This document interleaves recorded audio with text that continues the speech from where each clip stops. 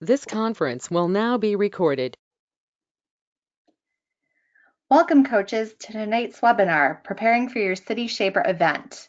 In this year's season, First Rise, powered by Star Wars Force for Change, teams around the world are exploring what it means to imagine and build a city of the future. Your team has put in hours of hard work on the innovation project and the robot game while demonstrating the first core values. All of that hard work is going to be put on display at your upcoming tournament. We know it can be stressful preparing for your event, but we're here tonight to talk about the ways to get ready for the experience. Most of all, we want you to have fun and reflect on all that you've accomplished so far. So, where to begin? Hot off the presses, we just uploaded our event guide for teams to our website. The event guide provides an event checklist, tournament tips, overall info about attending an event, and more. Make sure to check it out on firstinspires.org with the other challenge resources. On that challenge resources page, you can also find the rubrics used during the judging process. It's also important to note that you should be on the lookout for communications from your local event organizers. Event organizers are the best source for specifics about the event that you'll be attending. In the chat, Jen's provided links to some of the resources that I just mentioned. Recently, we asked coaches on Twitter to share their #1 tip for teams attending their first event. Here are a few of their responses. James said, "Ask all the questions. The veterans are here to help. We love seeing new teams come in." Swati said, "Have fun not just with your robot, but also with your teammates." And the Stellar Bots said, "As mentors, be open to learning new things. Set your goals, and at the end of the day, enjoy yourselves. The memories last a lifetime." So we want tonight's webinar to be conversational. We're going to turn it over to you, coaches. For those who have attended an event in the past, what's the #1 tip you'd like to share with others?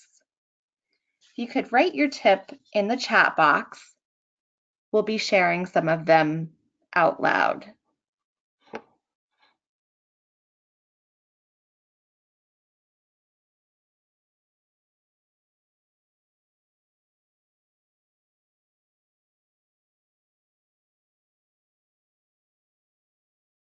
Give you just about a minute to get those responses in.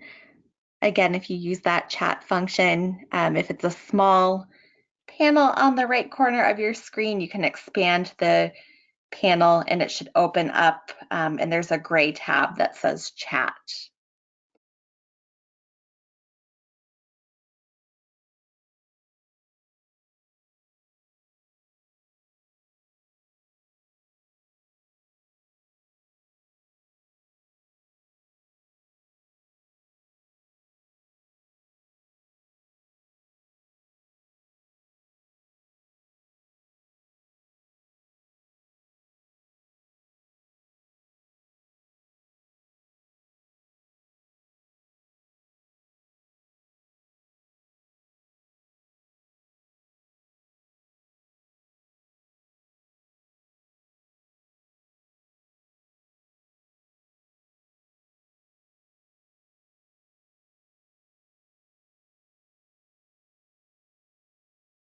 All right, so we have a couple of responses coming in, and for those of you who just joined us, right now we're asking our participants to share their #1 event tips for teams who are getting ready. Please use the chat function to share your feedback. Carla suggests bringing snacks, and we have to concur. Snacks are always a good idea. It's a long day. You have to keep the energy level up, and you don't want any hangry participants.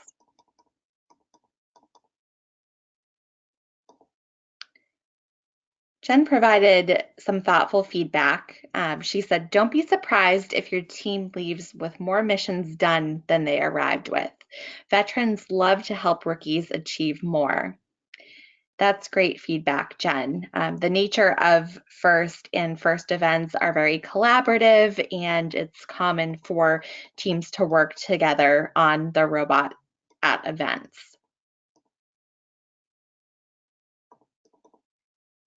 Another tip from Jessica, always bring a toolbox of extra Lego elements that you use for your robot and have fun. I love experiencing the events with my team. Yes, I think if there's one thing that you take away tonight, it's to have fun. I know it can be stressful leading up to the event, but first events are meant to be fun and collaborative.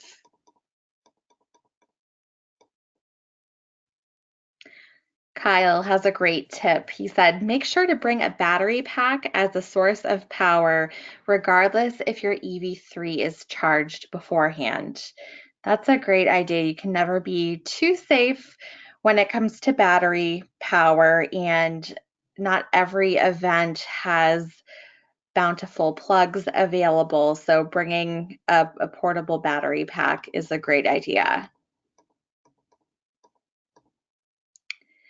Another coach has chimed in, stating that one of their big takeaways from their first meet last year was using a cart of some kind to keep things organized. They suggested a cart from IKEA or a Michaels 3-tier rolling cart. It's good to stay organized, especially on the fly. And if your team's going to the judging rooms and you have a walk, you can keep things organized and make sure that you can transport them.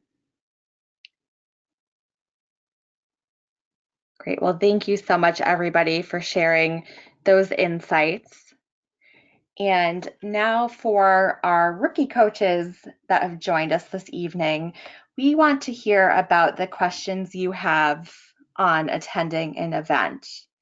So again, if you could use that chat function and enter any questions you might have, we'll give you a couple of minutes to get those in, and then we can answer them together.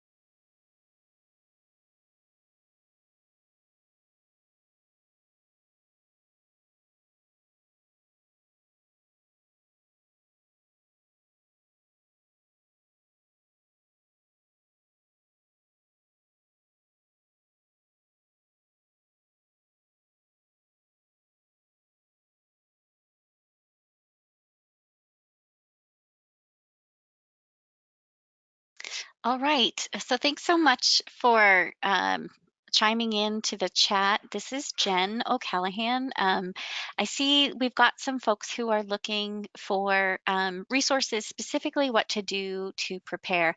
And if you have expanded that chat panel on your screen, you can see we've shared some links to both the event guide for teams and the rubrics. But right now, what I will put in the chat is the link that goes directly to the challenge and resources page on the First Inspires site. That's got a wealth of resources for your season. That does also include the links to the rubrics that the judges will be using as they evaluate your team, and also that event guide for teams to help you get prepared. Oh, wow, we must have a lot of rookies. The chat is super busy. All right, let's see. Um, first of all, because I see so many rookies on the line, I'd just like to say thanks so much for joining. We know that there's a lot to digest, and just having you here and having the veterans up earlier giving their tips, I think will help everybody feel a little bit more prepared. So let me see. So we have a few questions about setups and expectations.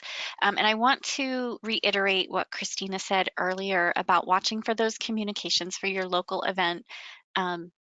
organizer, your tournament director, or in some cases, the program delivery partner in your region should be sending some communications your way that will give you the expectations for the day, what you need to bear in mind. To the point earlier about bringing snacks, you'll get information about whether you'll likely receive information about whether food is available for purchase, or you can bring items into the facility where your event is being held, the time for the team check-in, and what you should bring with you. But I do highly recommend, as Christina pointed out, that event guide for teams that we have posted that will give you some great checklists to run through. And also, if you've never been to an event before, give you a good rundown of what the day might look like.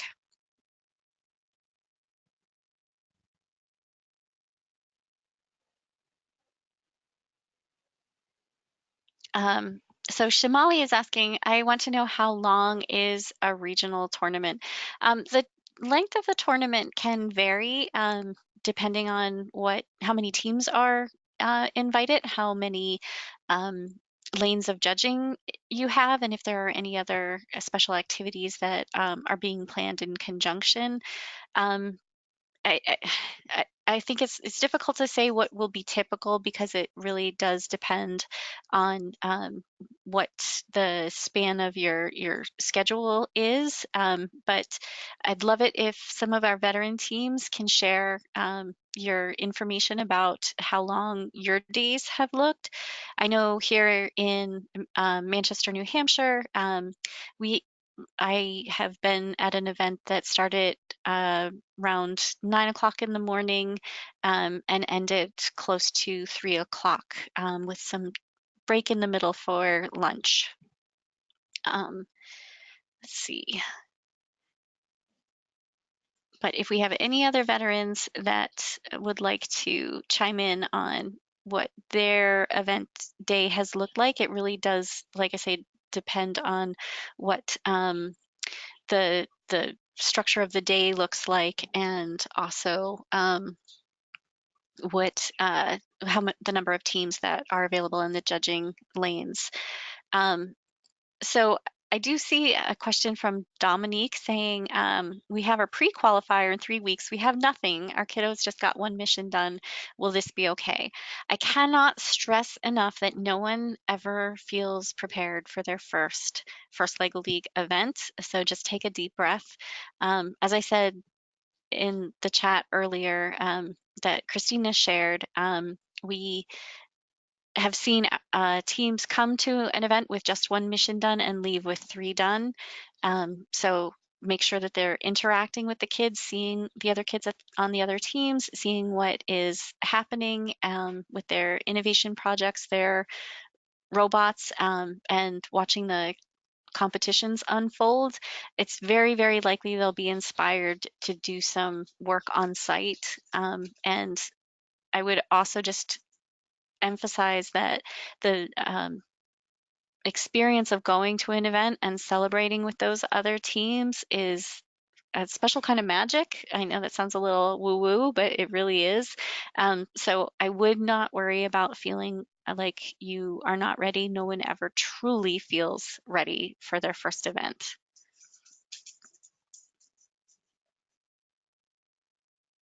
It is not, Lisa, required to do all the missions for the tournament. I think it's helpful to keep that in mind as the coach leading the teams. You definitely want to try to make sure that your kids are um, performing their missions reliably. So they may want to, depending on how much time they have before their first event, pick a set number of missions to focus on, and that maybe that is just one mission, and get it down really solidly, and then build from there. That's a strategy that I think has worked really well, but it's different for every team. I see some comments from some veterans. Jessica says the regionals we've been to in New Orleans is typically an 8 to 3 kind of day, but last year we attended one that ran a shortened schedule and we were out earlier than that. So that's great. And yes, Jason correctly points out they get multiple chances at that robot game table to attempt the missions in the 2.5 minutes. So I would keep that in mind that they are, if they have a round that doesn't go the way that they were hoping it to, they have additional time that they can make up for in another round. So if one round goes in a disappointing manner, they've got 2 others, and it's the highest score of the day that is going to count. So I would say stay focused on that. And Jason was also asking if you could have different kids do each run. I believe that is correct. I think that you need to have 2 technicians at the table, and that is covered in that event guide for teams. So I think if you have any questions that we can't answer because every event is a little bit different, I would reference that event guide for teams, but also make sure that you're checking your email for those tournament organizer communications. And T. Howard says, I was at an event last year that had 32 teams and the event went from 8 to 4. So it seems like an average is to plan for is probably that 9 to 3, 8 to 4.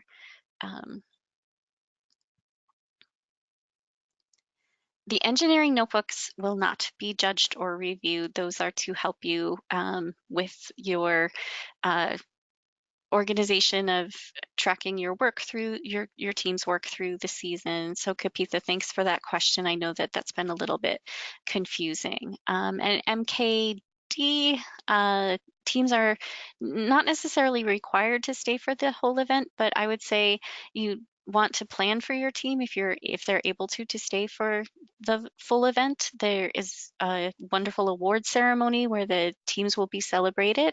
And I think it's really important to make sure that they're part of that. Most regions do some form of a high five line so that the kids can high five the other teams and congratulate them on a job well done. All right, we've got a lot of questions, so I'm gonna let Christina take the wheel again, just so we can trade off, because I think they're coming in a little fast and furious at this point. Thank you, Jen. And thank you everyone for using the chat. Lots of great questions and answers in here. I've seen a few questions about the core values poster and whether or not that is a requirement. The core values poster is something that varies at events. So your event organizer in your region will let you know whether or not that's required. So that is the piece where I would ask you to reach out to them and stay tuned to the communications that they send out about the specifics on that. And Shamali has a question about the core values, and she's looking for some information on those. The first core values are listed in the team meeting guides that you receive. We have information on our website about them, firstinspires.org, so you can also review them there. If you're looking for core values teamwork activities, we have an active Pinterest account. It's pinterest.com/firstinspires. And there is a First Lego League board as well as the teamwork activities board. So I would recommend checking that out. And this is another instance, coaches, that I'm going to look to you. Are there any fun teamwork or core values activities that you do with your teams? And if you'd be willing to share, if you could put those in the chat, that would be great. Thank you. And Carla, note about the core values poster. She said, even if the core values poster isn't required, it doesn't hurt to have one with you. It's a good point. It is an extra activity to help drive those core values home. Jimena had a question about the age. She went to an event last year and there were teams with 16 to 17-year-old children. Is that expected for all events? Isn't 14 the maximum age?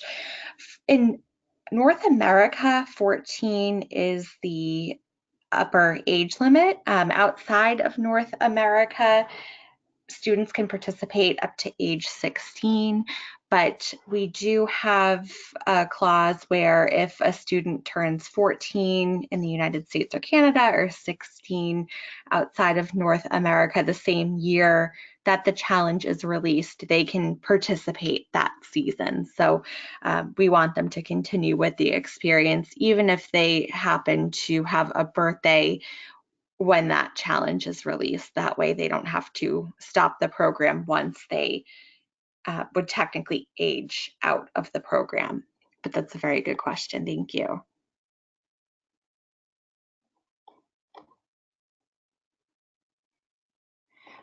MKD had a question about the missions that they're supposed to complete at the event. And we ask that teams try their best to solve one or more of the missions. So you're welcome to work on the missions that your team wants to identify. And if your team comes to an event with one mission, that's great. If they have 5, that's great too. And like Jen mentioned before, there will be time at the event for you to continue working on things. And chances are you will leave that event solving more missions than you had come with.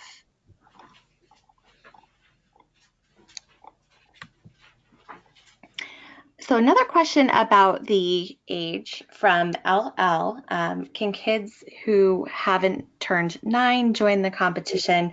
So for the ages, we do say 9 to 14 in the United States and Canada and 9 to 16 outside of North America. But if a child is 8 turning 9 and you feel as though they would benefit from the experience of participating, if they have participated in First LEGO League Junior before, then they are welcome to participate in First LEGO League.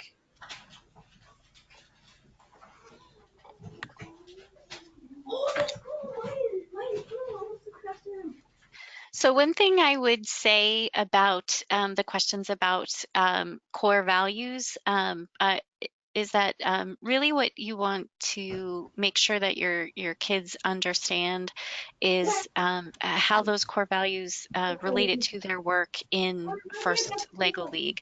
So if you kind of run through them, there's 6 core values. Fun is one of the easiest ones that the kids can talk about. So I think just as a coach myself, I would recommend giving them some time to talk through what inclusion and impact might mean to them, and the work that they've been doing through the season, because really the core values are the foundation of everything that we do in all of our first programs. They can carry that with them, even if that spirit of cooperation and gracious professionalism, even if they don't go into a STEM field, and they do not always really realize what the core values, how those core values are relating to their work until you take some time to help them identify.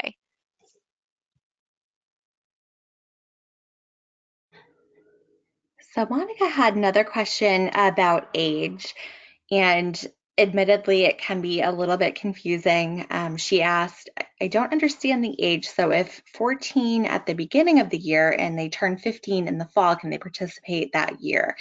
And the answer to that is yes. If they are turning 15 in this calendar year, the City Shaper Challenge year, then they would be able to remain on the team this season.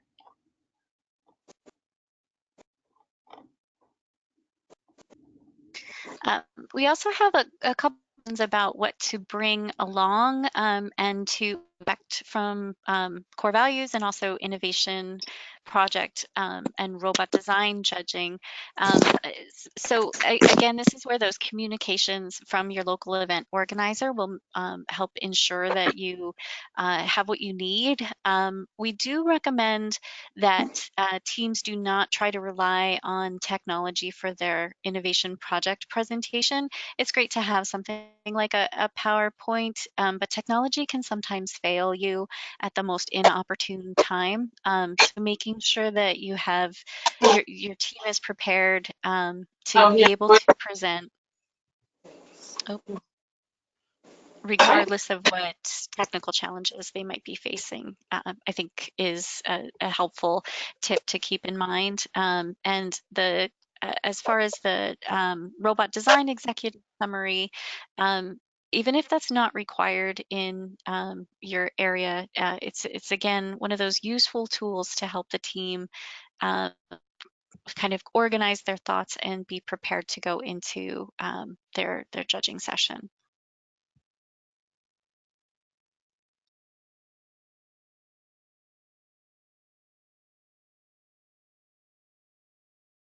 So I've seen a few specific questions about the robot game and questions about the project and what a team should be researching specifically in the chat.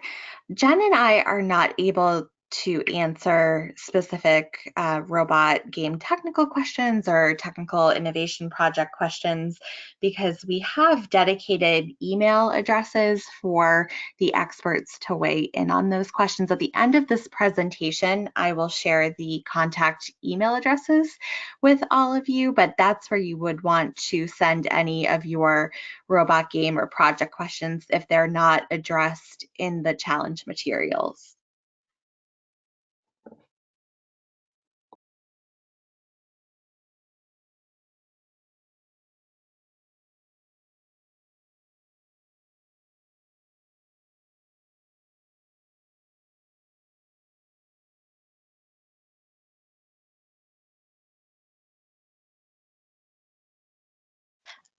So we do have a couple questions about bag 10. And as far as that mission goes, the goal there is to build a representation of your project and push it out to that space on the field. So everyone's going to come with anyone who tackles that mission is going to come with a slightly different build.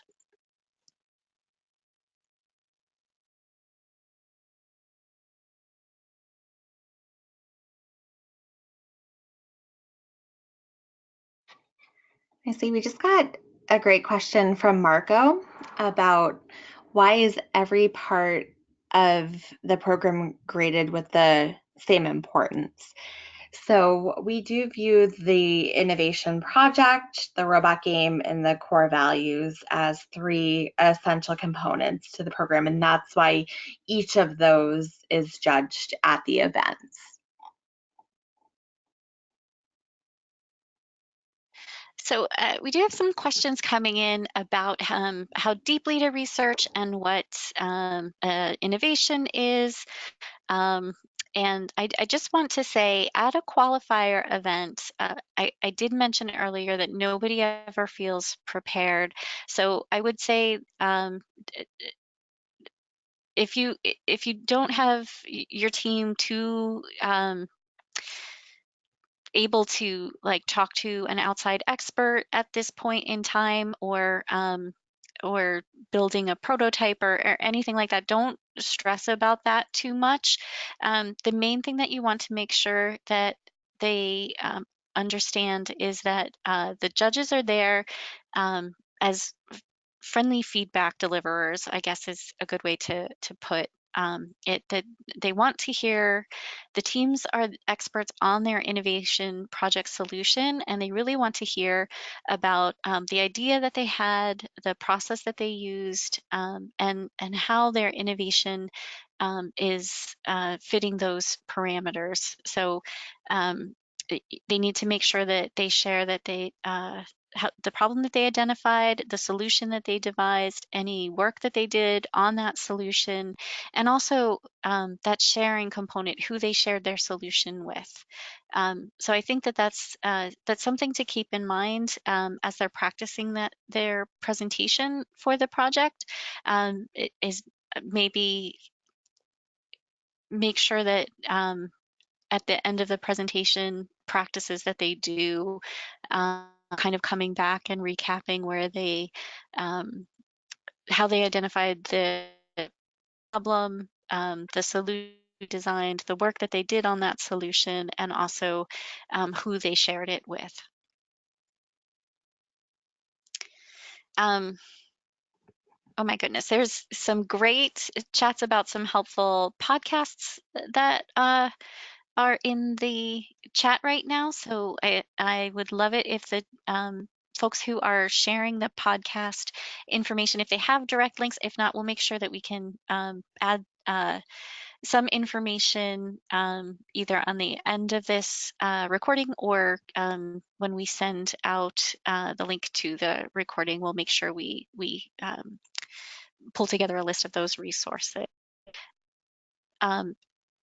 As far as the innovation project goes, at first we really have three ways that we define innovation, and that is you can invent something new that's never been done before. You can take something that exists and use it in a new way. Oh my gosh, I'm totally blanking on the third one.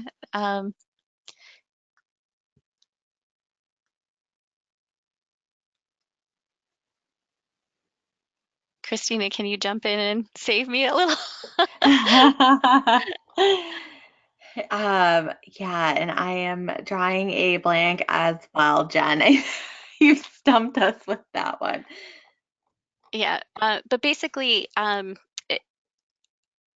if they're looking for an innovation at this level of competition for that first experience that they're having, I wouldn't stress too much beyond those basics.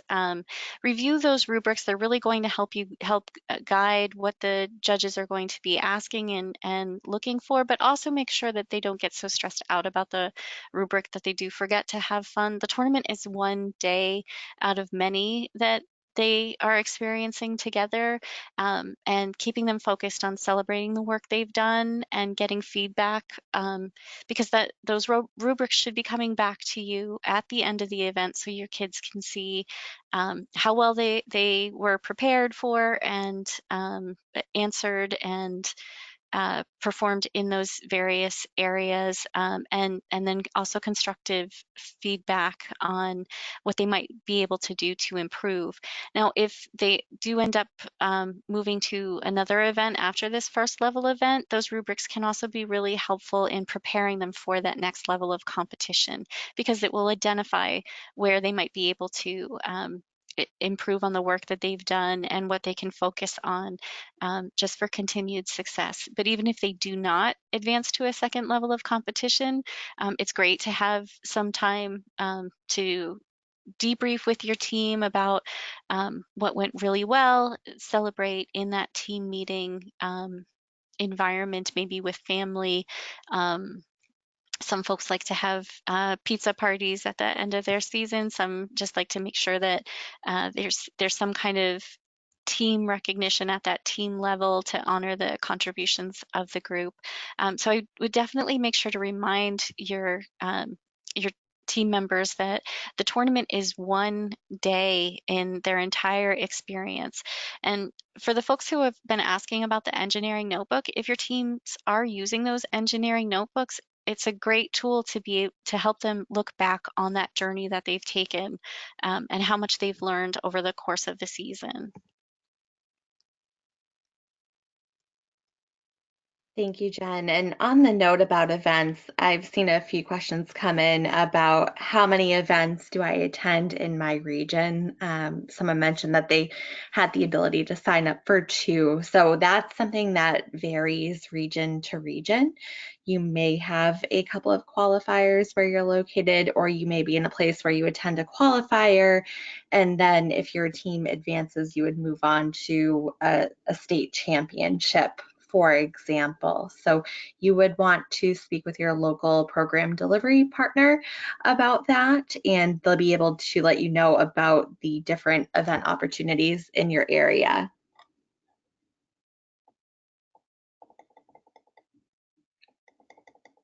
And I also saw some chatter about the city shaper elements that were included with the challenge set. You might have noticed that those don't have a particular place on a mission model build, and that's because we do include those just for fun as a keepsake for the season. So you can decide to incorporate those on your robot somehow if you want to put them on display. We've provided those with you just as a way to celebrate this season's challenge.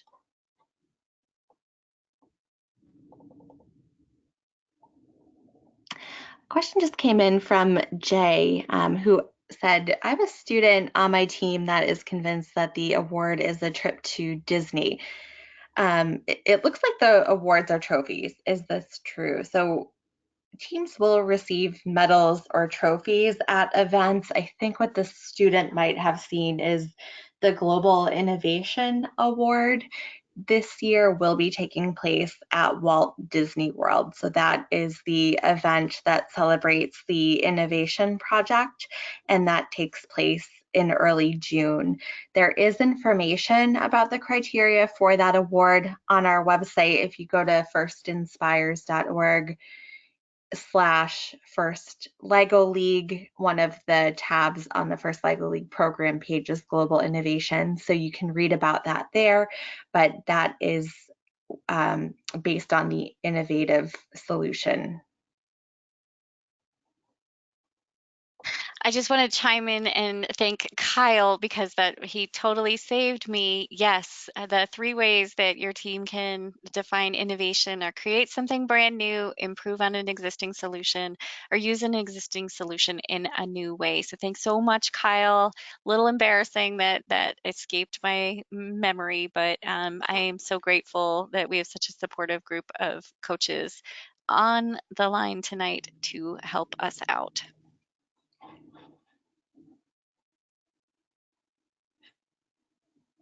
Great. Well, thank you, everybody. So it looks like the chat has started to slow down a little bit. So I'm going to transition to the next slide.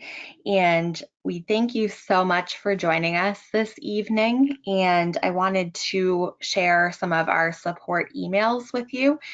Any questions that you have along the way, please don't hesitate to contact us. We have an email address dedicated to any team support or registration questions you might have.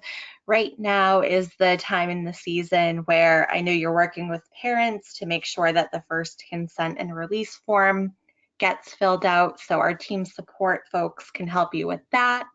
If you have any questions about the robot game, we have that dedicated robot game email address, along with separate ones for the innovation project and for judging. So thank you so much again for joining us, and we hope that you're enjoying City Shaper so far.